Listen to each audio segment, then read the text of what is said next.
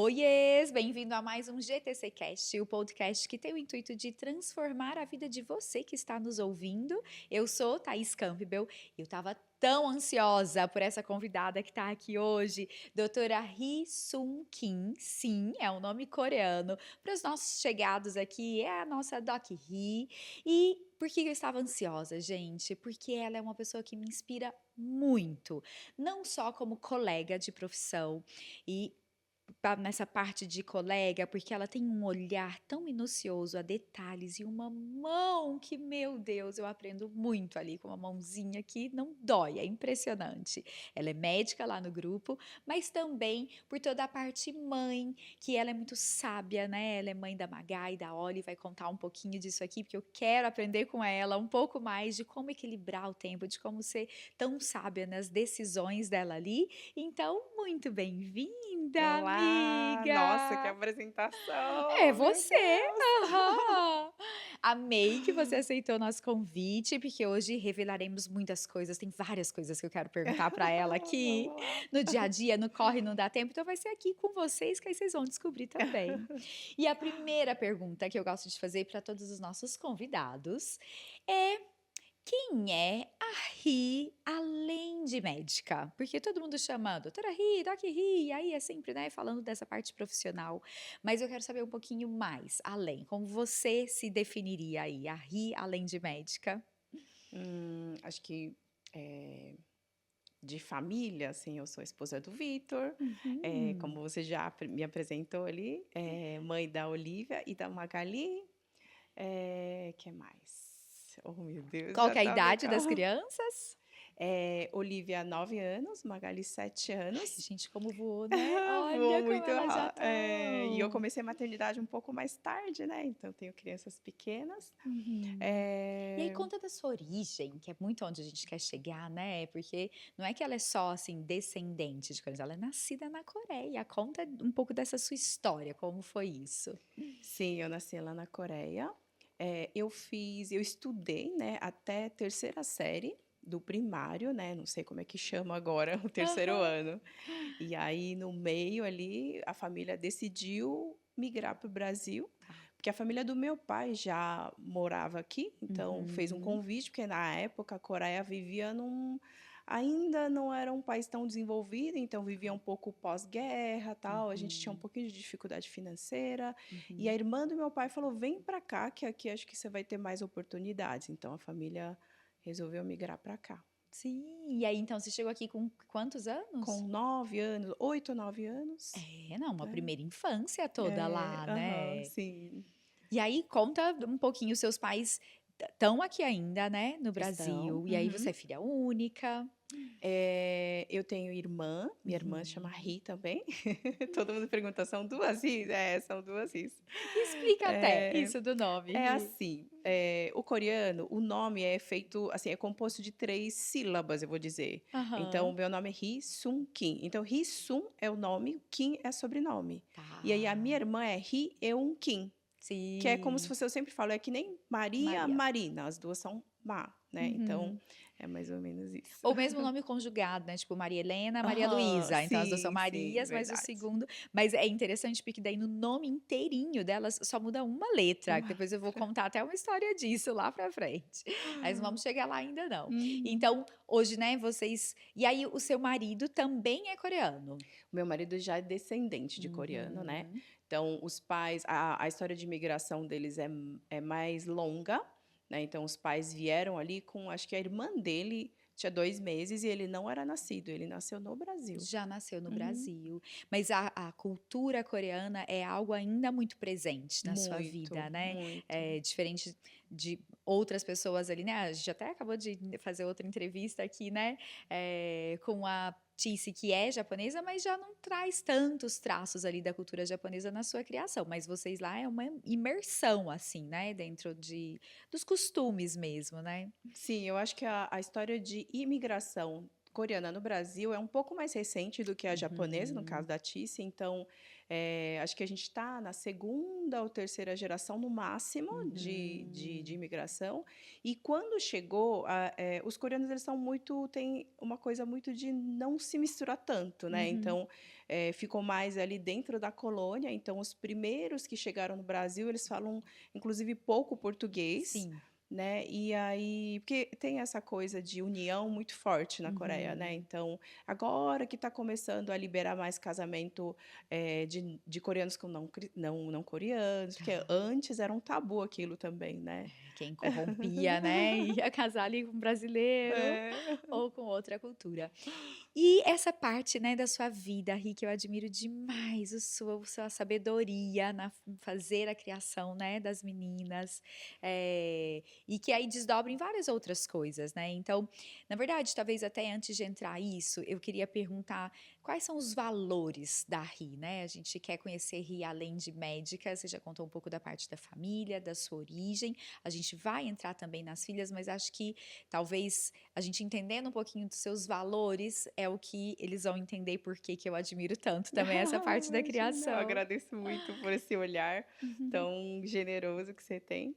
O que eu tive muito é muito educação desde pequena, educação cristã dentro da igreja Uhum, e muito valor familiar. uhum, Isso talvez meus pais passaram isso para mim sem querer também, porque eles foram criados assim e eu fui uhum, criada assim, né? Tanto é que quando eu ouço algumas coisas, as primeiras vezes que eu ouvia algumas coisas, mas por que você é uma mãe tão dedicada? Eu ficava assim, mas eu sou? uhum. Tipo, Mas não é isso é o normal? é isso, mas era bem isso mesmo. Então, minha mãe sempre foi, uma mãe muito presente em tudo, e a gente tem muito essa coisa de linguagem de amor, de cozinhar e de dar de presente muito comida mesmo, né. Então, a Sim. gente sempre praticou essa coisa de comer junto, né. Uhum, Todo mundo trabalha fora, faz as atividades, mas minha mãe fazia questão de cozinhar, a gente todo mundo sentava na mesa, comia aquela comidinha dela, então eu fui criando minhas filhas assim, né. uhum. E eu ouvia também, né, depois que eu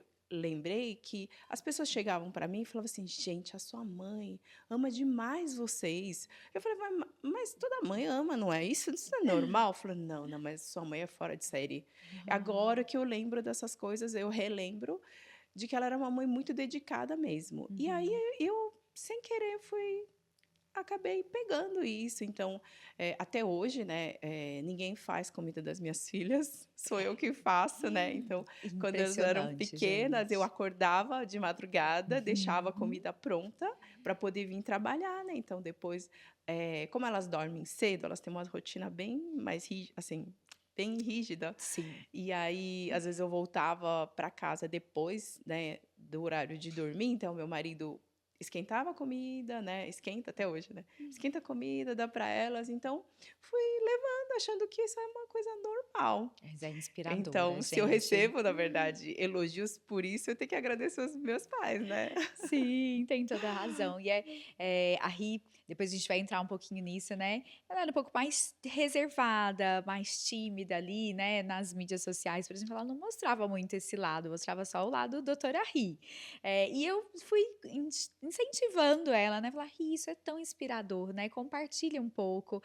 Eu, a Maria assisti e eu tenho certeza que muitas pessoas e é uma das coisas que mais se comenta, né, quando você posta, porque a gente Sim. ama ver, assim, e ela até explica, vou convidar se vocês querem acompanhar um pouquinho dessa rotina, é muito lindo, porque ela posta, assim, só o que ela acha que isso daqui eu acho que vai acrescentar na vida de alguém que pode se inspirar com essa parte, e ela coloca toda a explicação do porquê que ela tá fazendo aquilo ali junto com as crianças, né, naquele momento, daquela forma, e isso é muito lindo.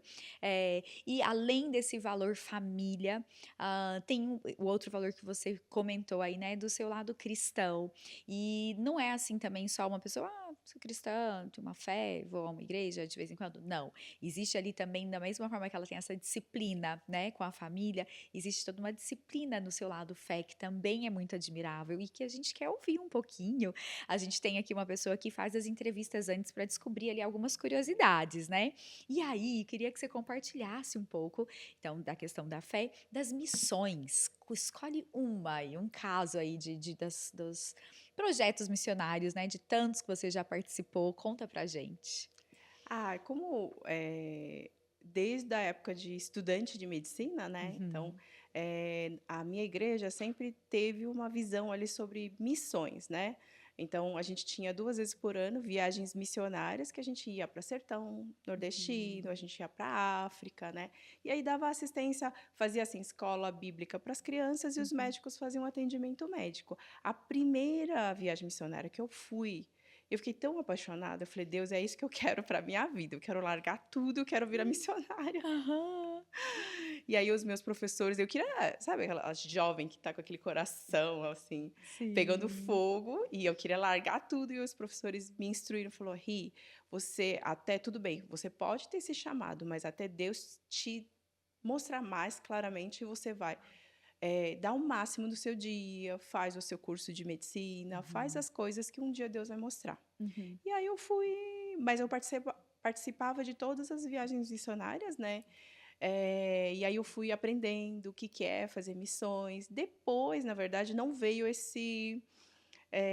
essa mudança de eu largar tudo aqui e ir para uhum, algum outro país, em outro lugar. Aí eu comecei a aprender que missão não precisa você sair do lugar onde você está. uhum. Então, fui aprendendo que no seu dia a dia ali, cada pessoa que você encontra é uma missão.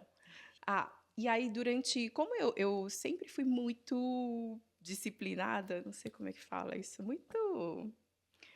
eu era muito obediente aos Uhum, professores, né, então, quando tinha discipulado, quando tinha estudo bíblico, tudo eu fazia, né, isso uhum. hoje eu vejo como isso acrescenta muito no meu dia a dia, né, sem eu perceber, né. É. E aí num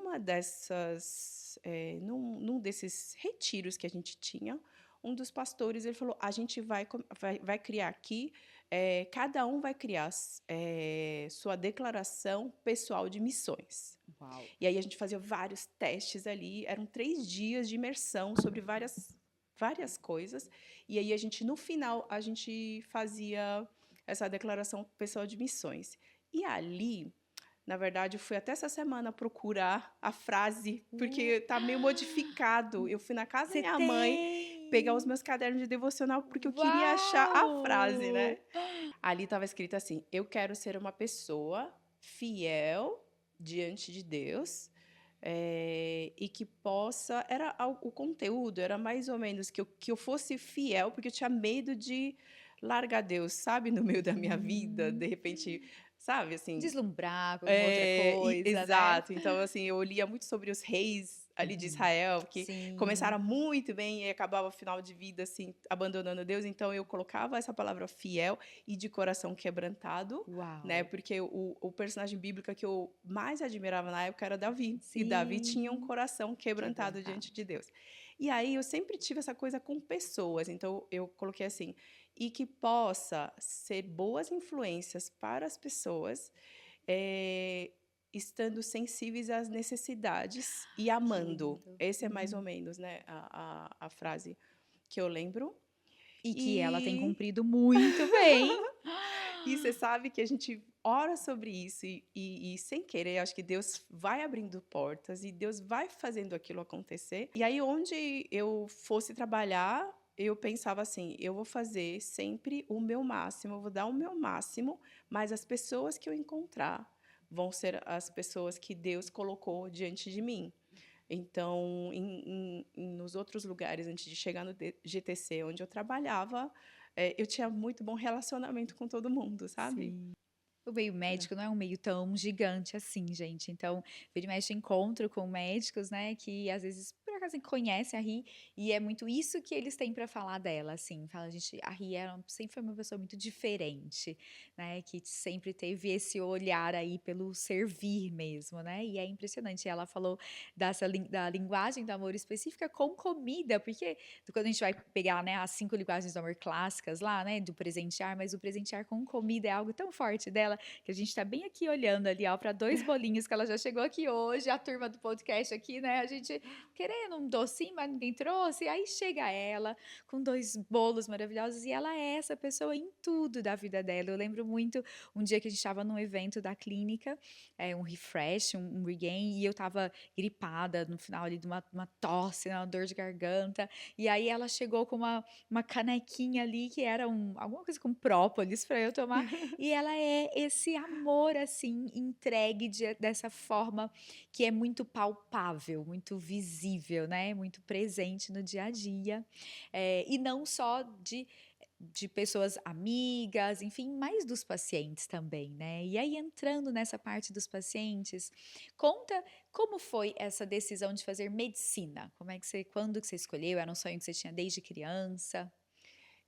Pode parecer bem bobo, mas assim, a minha decisão de querer fazer medicina começou com 12 anos. 12. Na época, passava um seriado, bem de sessão da tarde, assim, da Globo, acho, chamava Tal Pai, Tal Filho, em que um Ah, menino, acho que tinha 14 anos, 15 anos, ele tinha virado médico, eu não lembro como é que era. Eu olhei aquilo, falei assim, não, eu quero ser médica. tá. Que era coisa boba de ter assistido um filme, mas daí eu Porque não nunca. tinha médicos na sua família? Não, nenhum. Olha. E aí eu falei, eu quero ser médica. Foi o começo ali, nunca Uhum. mais larguei dessa vontade de querer fazer Sim. medicina, né? E aí até meu pai, engraçado, meu pai falava assim, porque eu sou muito medrosa por tudo quanto é tipo de, assim, sangue eu não podia ver, Tá. não podia ver bicho, sabe? Aí meu pai olhou para mim e falou assim, você que não consegue matar uma barata, você vai fazer medicina, você tem certeza, filha? Foi a reação dele, né? Eu falei assim, não, eu tenho certeza, isso aí eu vou vencer e eu vou fazer medicina assim. E não só fez medicina, né? Como foi ainda para uma área ali bem que muitos temem até dentro da medicina, né? A sua primeira jornada, né? Como Hum, médica. Conta um pouquinho dessa parte também. eu fiz, a primeira escolha de residência foi anestésio, né, então eu fiz Uhum. anestesiologia, e dali depois eu fiz tipo, uma subespecialização, ela é chamada de área de atuação, fiz também 2 anos de dor crônica, então eu fiz 3 anos de anestésio, depois fiz 2 anos de dor crônica, porque eu queria trabalhar, né, Uhum. com isso. E eu trabalhei aproximadamente 10 anos com isso. Nossa. E eu falo um lado, né, que muita gente teme, porque é isso, a pessoa tá ali viva, maravilhosa, ótima, e aí entra o anestesista e coloca ele numa situação que é de tamanha vulnerabilidade, né, porque a Aham. pessoa fica ali, né, na mão do anestesista, né. Uhum. Tudo bem, o outro colega vai entrar para fazer toda a parte cirúrgica, mas quem tá ali cuidando pela vida dele, né, de fazer ele voltar ali a acordar, é o anestesista. Então é assim, uma super responsabilidade, dá uma bagagem enquanto médico, né? É, que traz muita segurança. Hoje eu vejo, né, para os nossos pacientes, depois que ela migrou para uma outra área também da medicina, a segurança que ela passa, porque ela sabe lidar também com toda essa parte, é impressionante. E a mão, porque daí ela foi lidar com dor, né? Uhum. Então ela sabe muito bem como manejar a dor do paciente. E aí vamos até contar, então, como foi o nosso encontro. Aliás, antes, quando os seus pais migraram, eles vieram direto para São Paulo. Foi, direto para São Paulo. E aí a sua formação foi toda aqui em São Paulo, Toda em de São Paulo. medicina você fez Uhum. aonde? Eu fiz no ABC, né, Uhum. na Faculdade de Medicina do ABC, E aí e eu fiz anestésio. residência lá também. E Uhum. dor eu fui fazer no Sírio-Libanês, Uhum. e E é aí a isso. gente se encontrou. Como foi isso? Porque cada uma aqui que a gente já contou a história foi um encontro diferente que Deus foi promovendo. Deus é tão criativo, eu falo, né, que é curioso a forma ali que ele vai movendo as coisas para acontecer. Conta do nosso O encontro, meu Rizinho. encontro foi assim, a minha pele, eu sempre tive problema com pele, com acne, pele oleosa, e eu já procurei vários dermatos, tal, nunca resolveu muita coisa. E aí, quando a Olivia tinha 7 meses, 6, 7 meses, eu tive uma crise de acne tão, assim, tão severa, né? E aí a minha irmã, que já era sua paciente, já te conhecia antes, ela falou assim: olha, vai lá na Thaís, doutora Thaís, porque assim, eu conheço um monte de amigos que curaram da pele com ela. Vai lá.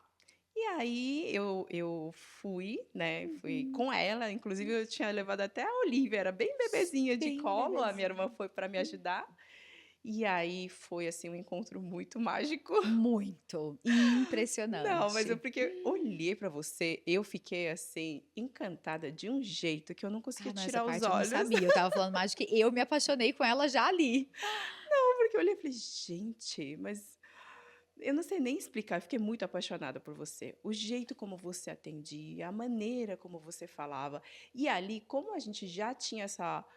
A gente já se conhecia mais ou menos, de que a gente era cristã, a gente também teve algumas conversas sobre maternidade, sobre a vida, né? E é uma coisa que você faz muito nas suas consultas, né? Não é Uhum. apenas uma consulta, algum tratamento, mas é esse envolvimento com a vida, Se né, da pessoa. conectar, Então, né. é. E eu lembro direitinho dessa primeira consulta, né, que a gente conversou muito sobre a amamentação, você citou isso até aí, porque Aham. eu estava vivendo uma fase do desmame do Lorenzo e eu estava com Verdade. muito sofrimento em relação a isso. Aham. Não estava conseguindo fazer o desmame dele, e muito, hã, naquela luta ali de pensar nessa coisa do equilíbrio, né, entre o tempo com a maternidade, o tempo com a profissão, e a gente estava vivendo, momentos muito parecidos em relação a isso, porque, Aham. se não me falha a memória, acho que você também estava com uma questão ali, né, do tempo dividido entre Sim, porque é diferente anestésio, é muito mais rígido os horários do os que horários. no meu caso, o meu era muito Uhum. mais uma doença mental de ser workaholic, né, não era uma coisa que era rígido, eu que tinha que virar a chavinha. Mas no seu caso era a escolha mesmo do jeito ali, né, da profissão que imprimia aqueles horários rígidos, não dependia de você, né. E Sim, aí conta um pouquinho eu dessa sofria época. muito, porque eu entrava ou às 6 ou às 7 que começa o plantão hospitalar, né, Uhum. então eu não conseguia dar a primeira mamada, eu não via minha bebê acordar. Então eu só É, deixava o leite lembro ali que você falou isso. separadinho, meu marido que vestia, ele levava para a empresa, né, porque a mãe eles trabalham juntos, né, é uma empresa familiar, então levava lá, elas foram criadas 1 ano e meio ali na empresa, né, criou-se um Sim. berçário ali. Mas mesmo assim eu sofria, sabe, eu queria Uhum. acordar, colocar um lacinho, sabe, Gente, minhas eu lembro filhas como se fosse hoje da Rimi falando isso nessa consulta. as 2 gente, quando às vezes eu estava de plantão no hospital e meu marido falava assim: "Eu vou almoçar com você, vamos lá". Aí a minha filha aparecia de aquela calça mijão, e elas eram É um clássico. carequinhas, E ele é um e eu falava: excelente pai. "Gente", ele é um excelente pai, mas eu falei assim: "Pai, mas você não podia ter colocado um vestidinho, um lacinho?". Aí ele falou assim: "Amor, mas assim é mais confortável". A cara do Vitor falar isso. Então, eu queria participar mais e, assim, quando as meninas ficavam doentes também, horário de plantão é muito difícil da gente, né, não é assim conseguir fechar a agenda para alguma coisa, era muito difícil de fazer troca de plantão com os Uhum. colegas, né. E aí quando eu tive a minha segunda, eu falei: "Não quero mais, não vou voltar". Eu saí de licença, eu não quis voltar de jeito nenhum, eu estava sofrendo cada dia ali. E aí eu falei assim: "Amor, não quero mais". "Mas o que que você quer fazer da vida?". Eu falei: "Não quero mais ser médica então, Uhum. eu quero ser tia da escola". Ai, tem essa Porque eu história gosto demais, também. de criança, sempre gostei. Falei: "Olha", e o meu marido sempre teve um sonho de abrir escola. Então: "Olha, vamos antecipar esse sonho, vamos abrir, vamos ver escola? Eu quero abrir aquelas escolinhas de criança, quero virar diretora de escola". A gente foi pesquisar. E Gente, eu aí colocaria meus filhos nessa escola. Se algum dia esse sonho ainda vingar, amiga. a gente foi ver, mas era uma coisa muito complicada para começar. É. A estrutura tinha que ser de um jeito, sabe. Aí o Vitor falou assim: "Ah, eu acho que o jeito é pegar uma escola que está fechando e a gente vai lá e reestrutura". Também não deu certo. Aí eu fui pesquisar escolas mesmo normais, porque eu pensava assim: "É horário comercial, Uhum. eu fico lá enquanto as crianças estão. Férias eu posso tirar junto, porque férias escolares, minhas férias Hum. também". E aí eu fui ver tudo, porque eu não tinha curso de pedagogia, então fui ver, se tinha que fazer de algum jeito online, qualquer coisa, mas Hum. aí tinha um jeito de você só não pode dar aula nas matérias fundamentais, mas você pode dar aula de biologia, outras coisas, né? Não sabia nada dessa parte. E eu Interessantíssimo. fui ver tudo isso. E aí, e aí nessa época, acho que foi tudo junto do Vitor conhecer pessoas que migraram de área. E Uhum. aí eu sempre tive um pé ali na parte de dermatologia, eu sempre gostei. Os veteranos falavam, você tem cara de quem vai fazer dermato? Eu falava, ah, não, não quero. Quero trabalhar em UTI, salvar a vida. Porque eu achava que dermato era uma coisa superficial, sabe? É Na, um na tabu minha que sempre existiu, né? foi bem na Uhum. minha ignorância na época, né, então, e aí o Vitor vinha, falava assim: "Olha, você pode fazer pós nessa área, porque você já tem uma formação bem Muito. longa, tal". Daí eu pensei: "Eu vou lá e conversar com a Thaís", porque eu tenho certeza que ela é uma pessoa que vai falar para mim, vai me dar conselhos, sem aquele sentimento de: "Ai, eu vou colocar mais uma concorrente no mercado", sabe. Então, e eu fui conversar e na época a Thaís você já estava crescendo. E Porque já isso foi que estava. ano, então, amiga, que a gente se eh, conheceu? a gente se conheceu em 2016. É. 16, E eu ó, o fui Lô tinha 2 conversar. aninhos, Aham. então, nessa idade. E você só tinha a primeira Só filha. tinha a primeira. Aí, quando veio a Magá, que Aham, foi foi 2017, fui conversar com 17, você, que porque eu foi não essa queria voltar conversa. à licença, sair de licença maternidade. Nossa, e eu queria contar que essa conversa já aconteceu no meu consultório com vários outros colegas, acredita? Ah, Não foi só com você, porque você a gente se conectou nossa. e estamos aqui até hoje, mas eu tenho outros colegas por aí que eram pacientes e que entraram no consultório e falaram que aí conta. Tô antecipando aqui. E aí a gente estava conversando e você falou: "Ai, eu também estou ampliando, então vai lá, vai estudar e depois vem trabalhar comigo Mas aqui". porque ela era maravilhosa, entende? Como pessoa, como médica, né? Na época a gente não fazia daycare com sedação, porque se fosse aí eu ia falar para ela, não, pronto, ó, você já vem. Mas ela era muito boa profissional e eu sabia, do jeito que ela contou aqui, a gente via que ela era assim, que ela se entregava e fazia o melhor para qualquer coisa que ela se propusesse a fazer, ela é essa pessoa. Então eu falei, não, você vai fazer dermato, porque eu tenho certeza que você vai se tornar a melhor dermato de Oh, todas. yes. E aí você vem trabalhar aqui no grupo, porque toda a parte do propósito, dos valores, já tem. Toda uma mão maravilhosa, agora é só aprender a outra parte técnica ali da dermatologia, né? Foi isso que você me tirou esse medo, porque assim, eu já estava muito bem estabelecida lá no grupo de anestesia, né? Eu trabalhei no maior grupo de anestesia de São Paulo. Eu já era sócia lá, então eu já ganhava bem. Tava Então bem eu ficava assim, eu estabelecida. vou trocar o certo pelo incerto. Será que vai dar certo? Né? Será que, porque, né? E aí quando você falou, não, vem, eu falei, não, eu acho que eu vou tentar sim. E ela foi, se jogou. E já vão aí 8 anos na 8 anos, Dermato na sua nossa. vida. E ela é tão, tão maravilhosa, né? Em toda esse juntar das duas coisas, né? Que é o que os pacientes mais da RI, eles se sentem muito privilegiados, porque não é para qualquer um, né, gente? Ter uma dermatologista e que também manejador, é anestésio e tem toda essa bagagem ali para entregar, né? E na dermatologia, hoje, o que que mais te encanta quando você pensa na nossa especialidade agora, né? No que você faz ali no seu dia a dia de dermatologia estética, enfim. Acho que o que mais me encanta é assim, é realmente, sabe, um desafio de descobrir nas conversas, descobrir expectativas, mas eu gosto também de ouvir muita história de pessoas e de dores, né? E aí, através disso, tentar fazer um tratamento, mas assim, não é. Porque acho que um botox bem feito, um preenchimento bem feito, acho que tem muitos lugares por aí. Mas essa coisa de conectar integralmente Uhum, a expectativa, a dor, a história da pessoa, e através disso você eh, traçar um planejamento, um uhum. tratamento, isso é uma coisa que me encanta. E depois ver que a pessoa ficou feliz, sabe?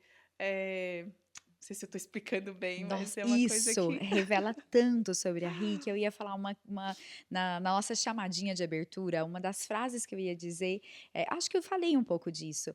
É uma característica que é muito dela sobre um olhar tão minucioso para o detalhe detalhe que muitas vezes, né, o paciente chega para explicar do tipo, eu já passei por tanto médico nessa parte estética e eles não entendem o que eu quero explicar, né? Isso aqui continua me incomodando, eu não cheguei no resultado que eu queria. E pronto, ela tá explicando então como ela faz, porque ela consegue enxergar o além mesmo e ouvir o paciente de fato entender, e por isso que você consegue então entregar esses resultados tão minuciosos, com essa atenção tão aos detalhes, a um refinamento.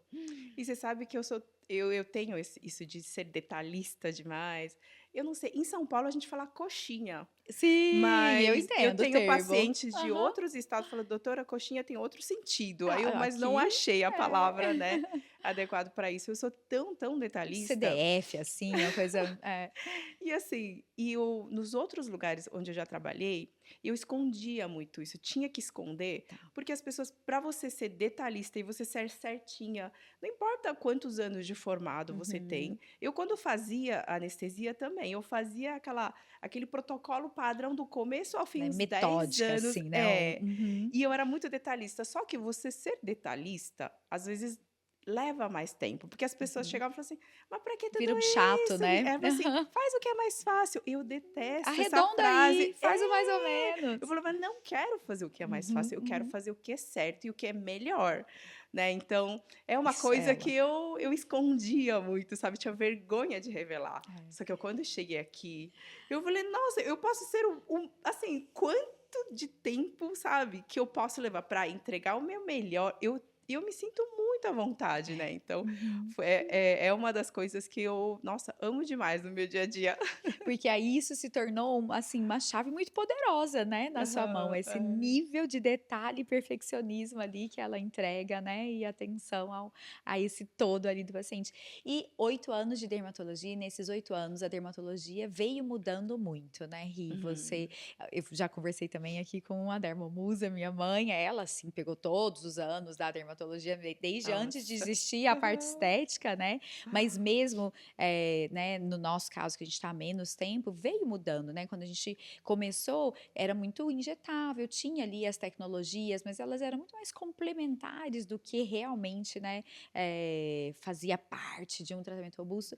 E a gente vem vendo essa mudança das tecnologias cada vez mais avançando e se tornando primordiais aí no tratamento. Como que você viu essa mudança? Como que você percebe isso nesse plano de tratamento que você monta para os seus pacientes, né? A entrada da tecnologia aí na dermatologia também. Essa pergunta é um pouco difícil de responder, mas eu vou falar a maneira como eu falo com meus pacientes. Boa. Um dia eu estava vendo, eu nem sei o que estava vendo, se era podcast, alguma aula. A pessoa ali nem era sobre medicina, nem dermatologia, a pessoa estava Uhum. falando sobre arte, né? E ali ele mostrava a diferença de eh, reforma com restauração.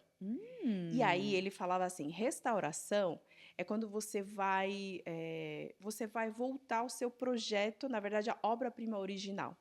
E aí você vai descascando ali, tirando todas as sujeiras, coisas que vão se acumulando durante anos, para você poder revelar aquilo que tem lá da obra inicial. Uau, E aí a gente, amei. reforma é assim, reforma você faz, destrói tudo, faz o que você quiser. Tá. E eu uso isso no meu dia a dia e eu falo assim, gente, a gente é obra-prima nas mãos de Deus e nós queremos restaurar isso.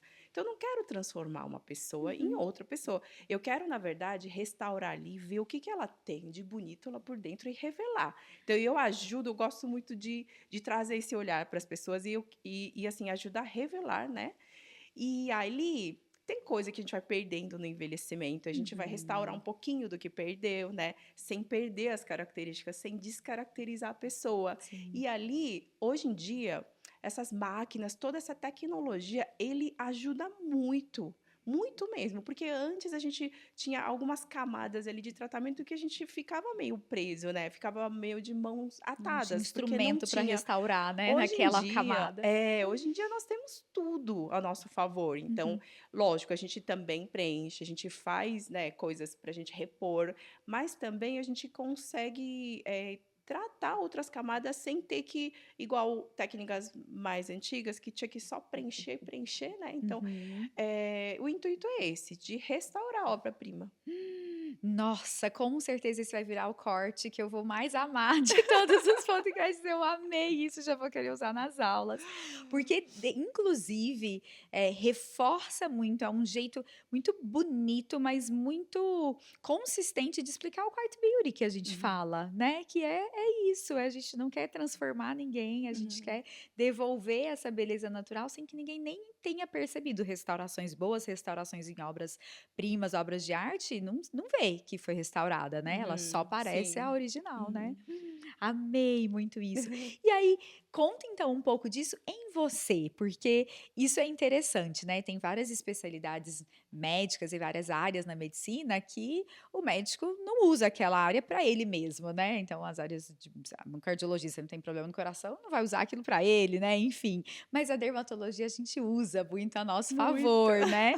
Então conta aí ao longo desde quando você era, né, só paciente, agora que você mesma monta os seus próprios planos de tratamento, quais são os tratamentos que você mais gosta de fazer em você, as suas rotinas, os injetáveis, tecnologias? Conta um pouco dos seus cuidados. Nossa, a gente gosta de tudo, né, quer Aham. fazer tudo sempre. Mas como eu sou muito sempre fui muito adepta a laser, né, então eu gosto muito de fazer laser. Eu tenho sim alguns pontos de restauração, recuperação, né, da massa óssea que eu vou perdendo. Uhum, A gente ama bioestimulador, né, então bioestimulador em forma de fio, injetáveis, o botox que a gente não deixa nunca, né, então uhum, eu vou sempre, eh, não pego procedimentos de moda só. Lógico, a gente uhum. quando recebe máquinas novas, a gente ama testar na gente também, Super. né. Mas sempre, assim como para os nossos pacientes, para a gente também, a gente gosta de personalizar, fazer o que Uhum. é necessário, Para não aquele fazer o momento, que inclusive, né. exatamente. Uhum, Então cada momento tem procedimentos que são mais necessários, né, uhum. eh, e personalizando, acho que é isso. Muito bom. E aí você citou um, né, eu lembro muito quando, você paciente inclusive, e eu lá tentando explicar para ela, enfim, né, dos planos de tratamento, que toxina é uma coisa que eu vou já explicar, mas eu vou querer que você entre mais, né. Para quem não é asiático, né, e talvez não saiba, mas a toxina é algo que não nos asiáticos não necessariamente é tão necessário, né, quanto em outras etnias. Então, mesmo no plano de tratamento da Ri lá no começo, tinha várias coisas que a hora que ia saindo, né, já era uma coisa que desesperava, mas toxina não necessariamente, porque ela não enrugava tanto, enfim. E tem essa coisa da particularidade de cuidar do rosto asiático, que é muito diferente. E que você, por ser asiática, né, e se conhecer e conseguir se tratar, você consegue ter um olhar para tratar, né, as nossas pacientes asiáticas que é, assim, sensacional. Conta um pouquinho dessas diferenças. Entendendo esse perfil, a gente também tem que ver as características físicas, porque o Uhum, rosto asiático é um rosto normalmente, né, rosto mais largo, com quantidade maior de gordura, né, então é considerado o rosto mais cheio. Então a gente tem que fazer tratamentos que possam trazer, faz preenchimento sim, mas em pontos estratégicos para uhum, não volumizar, mas também trazer tratamentos que possam compactar essa parte de gordura, né? Que quando a gente é criança, quando é jovem, o rosto redondinho até é bonitinho. Só uhum, que quando começa a envelhecer e começa a ganhar flacidez, aquilo fica um pouco mais pendente, né? Então fica mais, o pessoal fala, cria mais bulldog, fica um fofão. Então a gente tem que andar junto. Essa questão, isso eu aprendi com você. Você falava, a gente tem que andar a parte de estruturação junto com parte de compactação. É fundamental, é mais importante ainda em se tratando de público asiático. é, e porque eu sou bem misturada já, mas lá atrás a gente tem um sangue japonês em mim que me deu esse rosto heavy face, sempre magrinha, não era um fat face, não era uma questão de eu estar acima do peso, mas mesmo magra eu tinha um rosto pesado, né? Essa bochecha que vai pesando com o processo de envelhecimento. Então, como sempre foi a minha dor também, né? Eu fui aprendendo aí a fazer esse tratamento de compactar e subindo, mas claro que a Ri conseguiu se aprofundar ainda muito mais nessas diferenças, por entender um lado cultural também, né, da forma de pensar diferente e Uhum, entender a beleza de um jeito diferente também, né, isso é uhum, muito interessante. E hoje ela tem pacientes de todas as etnias de vários países, mas você tem, né, um núcleozinho ali dos seus Tem. pacientes que vieram por Aham. conta disso também, né, Sim, por eles sim. verem que você conseguia entender eles Uhum. melhor ainda, né. Sim. E amiga, a gente falou então dessa sua parte toda na dermatologia, mas tem uma coisa que eu também queria te perguntar, a gente falou do nosso encontro, né, de como Uhum. foi ali, né, a nossa primeira relação médico-paciente, depois amigas, colegas de profissão e aí a sua virada, né. E conta um pouquinho do seu encontro com o GTC mesmo, né, a gente enquanto empresa, você que trabalhou em grandes empresas da área médica, né, em grandes hospitais de referência, né, como foi para você, né, em relação a até o que trouxe a conexão ali com a gente também enquanto empresa GTC, né? No começo, quando, né, eu entrei, foi mais assim, porque eu gostava de vocês, eu gostava o jeito como você, né, atendia as pessoas, o relacionamento com os próprios colaboradores. E aí eu fui trabalhando, mas ainda a gente não se conhecia tanto. Uhum. E aí, num dos treinamentos, eu não lembro nem o ano daquele treinamento, acho que era 2020, 2021, né, Uhum. algum. Que a gente E faz as nossas convenções, né, que lá a gente chama de refresh, regain, então acho que é de um desses, né, que foi você um tá falando. desses, né, Aham. que foi inesquecível para mim, porque Ah. ali, começou falando de missões, né, missão de cada um, valores. Numa dessas dinâmicas, eu lembro que a gente acendia um fósforo, enquanto o fósforo estava aceso, a gente falava sobre, o que é influência, alguma coisa assim. Você tinha que Uhum. resumir em palavras ali, e assim, todas as palavras-chave que vocês, né, e vocês, o pessoal ali trazia, fazia parte da minha declaração pessoal de missões. E Sim. aí era bem isso, influência, né? E aí eu tinha pronto, né, ali na minha boca o que eu tinha que falar, não precisava nem pensar, né? E aí foi nesse também, nesse refresh, que a gente também pegava um cartaz e escrevia a palavra. Foi Isso esse, foi o também do foi La Casa de Papel muito, esse, né, foi, que é né. um lendário aqui na nossa história Foi. esse. Nossa, foi muito marcante. E aí eu coloquei a palavra, eu já tinha a palavra o que eu queria, eu coloquei a palavra cuidar lá também, Uhum. né.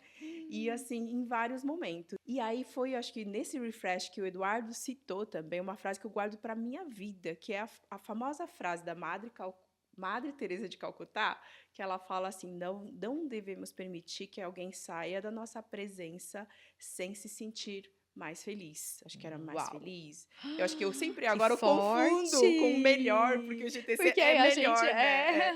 Mas assim, quando eu ouvi aquilo, eu falei: "Não, não é possível, eles leram minha declaração pessoal de missões. Não é possível que tá abordando tantas frases ali". E aí eu até cheguei em casa, eu fiquei assim, chocada. Eu cheguei em casa, eu falei para o meu marido. E aí, depois desse refresh, eu falei: "Não, eu tenho certeza que estou no lugar onde Deus quis que eu estivesse". E assim, aquele alinhamento, assim, conexão com o propósito da empresa, sabe. Era difícil de acreditar que aquilo fosse realmente de vocês, e eu Uhum. não tinha nunca contado sobre isso, e Aham, vocês não. não. E naquele momento nossa, eu tive certeza que estava num lugar Ai, que perfeito onde Deus lindo. preparou. Eu fico emocionada porque, eu sou essa pessoa que em alguns minutos de conversa eu já estou chamando a outra de amiga, então quando a gente era amiga, era desse sentido que a gente tinha pontos de conexão ali nos nossos encontros no consultório 2 vezes no ano, 3 vezes no ano, não é que a gente era amiga de sair, né, nesse sentido. Então quando a Ri fala quando ela chegou a gente ainda não se conhecia, a fundo em todos esses aspectos, a gente não tinha tido tempo de conversar, né, disso. E a gente estava conversando aqui, né, antes das câmeras ligarem, de que quando a Ri veio no consultório e falou, né, aquilo de migrar de área e que eu falei: Bora trabalhar aqui, né?". Eu não falei com o Eduardo isso na época, né. E depois, quando eu fui falar, né, porque existia todo o processo seletivo, né, para escolher quem iria fazer parte, mas eu falei: "Quando você a conhecer", eu falei para Eduardo: "Você vai entender". Não, assim, não teria uma conexão, um matching mais perfeito, né, de valores, de propósito, de entrega da forma, de cuidar do paciente, que para a gente sempre foi o mais importante, muito baseado no que a gente está falando aqui, a técnica, entregar uma boa técnica, isso é o básico, isso muita gente inclusive faz, né. Não tão bom quanto a gente, porque realmente a gente faz muito Sim. bem, mas a gente sabe que é o ir além, né? A gente não quer simplesmente um encontro com o paciente para aplicar uma toxina. A Uhum. gente quer que ele saia de fato transformado, né? Sim, sim. E com até uma dor no coração aqui caminhando para o fim, porque eu queria muito continuar a nossa conversa, eu vou fazer a pergunta que a gente fecha, porque tem a ver com isso. Uhum. Então, a Ri já antecipou aí um pouco sobre a questão do nosso propósito, talvez não dizendo exatamente a frase, e que foi uma inspiração, sim, na Madre Teresa. E a única coisa que a gente mudou é que, às vezes, a palavra feliz. Talvez, quando a gente corrige um filho, por exemplo, né, Uhum. a gente falou tanto sobre maternidade. Quando o filho faz uma coisa errada e a gente corrige Uhum. ele não sai mais feliz, né, daquela conversa ali. Sim. Ele muitas vezes sai triste, aborrecido, Aham. mas a gente sabe que é pro bem dele, que é Uhum. o que vai fazer ele melhor, né. Então foi por isso que no nosso jeito de escrever o nosso propósito, a gente usou a palavra um pouco diferente. E a pergunta que eu tenho pra gente fechar é essa: se você tivesse uma mensagem final para inspirar as pessoas a fazerem a diferença no mundo do outro, fazer esse mundo do outro melhor, né? O que que você diria para inspirar quem está nos ouvindo aqui? Bom, eu acho que, eh, antes de qualquer coisa, eu sempre entrego para Deus, né. Eu sempre oro antes de cada encontro, Uhum. sempre faço oração antes de cada consulta, É. porque pode ser 1 minuto, pode Uhum. ser 2 minutos, não importa. Quando Deus ele coloca pessoas que precisem estar, Uhum. pessoas que eu preciso encontrar naquele momento. Uhum. Então nada é por acaso. Então, o que eu sempre falo, o Espírito Santo me guia para que eu Uhum. possa, pode ser um gesto, um sorriso, uma palavra, que seja algo que venha dele. Uhum. E assim, e aí eu acho que ele dá essa força de você sempre entregar de muito amor e coração. Uhum. Que seja uma parte técnica, sabe? Que seja um relacionamento, né? Então, é o que eu mais também quero transmitir para as minhas filhas também, né? Uhum. E para as pessoas que eu tenho mais intimidade, é uma coisa que eu também tento transmitir um pouco, sabe? E ela consegue muito. É tão lindo, nesses dias ouvindo as histórias, né, vendo como Deus vai amarrando tudo, tudo na nossa vida tem um propósito, tem um porquê, né, e Ele usa isso tudo na construção, da gente entregar aquilo para que a gente foi chamada, né. Então, é bonito de ver como Deus foi construindo tudo isso para você se tornar a Ri que você é hoje e que a gente admira tanto, né. Tudo fez parte dessa construção.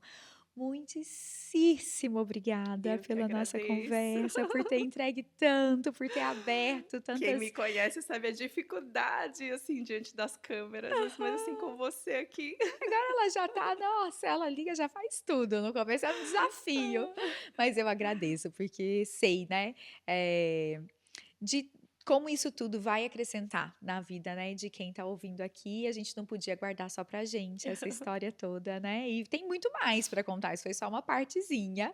Então, para você que ficou aqui até o final, né, a gente convida você, se inscreve, o nosso canal é novo, mas tem muito conteúdo ainda para sair com essa riqueza do que vocês acompanharam aqui hoje.